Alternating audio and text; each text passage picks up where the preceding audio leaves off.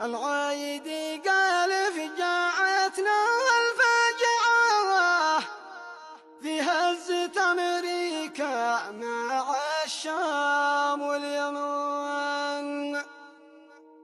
وقعت علينا مثل يوم الواقعة، والكون سود وارتدى ثوب الحزن. من علم جا زلزل فؤادي ووجعه بالحزن وانهارت قوايا والبدن، والنار صارت في حاشايا والعاه، ما ظنها بتنطفي في طول الزمان، ما ظنها بتنطفي في طول الزمان. هذه الشيلة كتب كلماتها الشيخ جمال أحمد حسين العايدي، وهي تعزية ورثاء في وفاة المغفور له بإذن الله تعالى الشهيد البطل الضابط محمد سعيد من أهالي جبن الضالع الجمهورية اليمنية،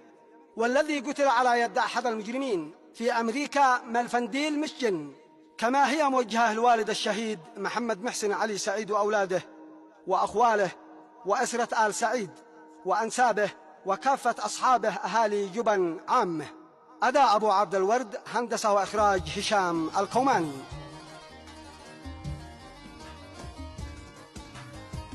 العايدي قال فجاعتنا الفاجعة في هزة أمريكا مع الشام واليمن، وقعت علينا مثل يوم الواقعة، والكون سود وارتدى ثوب الحزن. من علم جا زلزل فؤادي ووجعه بالحزن وانهارت قوايا والبدن، والنار صارت في حشايا والعاه، ما ظنها بتنطفي طول الزمان. تجاوز العلم البلا من منبعه، يا من وفاة ضابط يمني من جبن، محمد سعيد ذي كان بارز موقعه في شرطة أمريكا وضابط مؤتمر، قتل في أمريكا ولقى مصرعه، وهو يؤدي واجب ضد الخون، يحارب الإجرام ومن فار يتبعه، ما كل ولا مل في جهوده أوه، خلف العصابة سر بخطوات مسرعه، وفي رصاص القتل صابوه العين، الضابط المشهور واسمه تسمعه،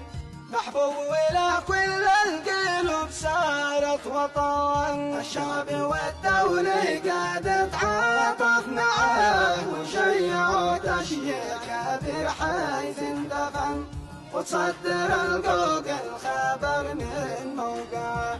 وأعلنت كل المواقف على طب نجم من وسط النجوم الساطعة، على غيابه كم ويا كم شخصا، أنين يمني أرضي بقعة الواسعة، على رفيع الذوق والخلق والحصان، أرثيه وكيف حرف الرثا فيها ابدعه، وكل حرف بالمرثين يقطعا، يا رب يغفر له في طه اجمعه، واجعل في الفردوس داره والسكان، يا رسول شل خطي وزعه، وصل حر التعزية مني لمن حد الحزن قلبه كمان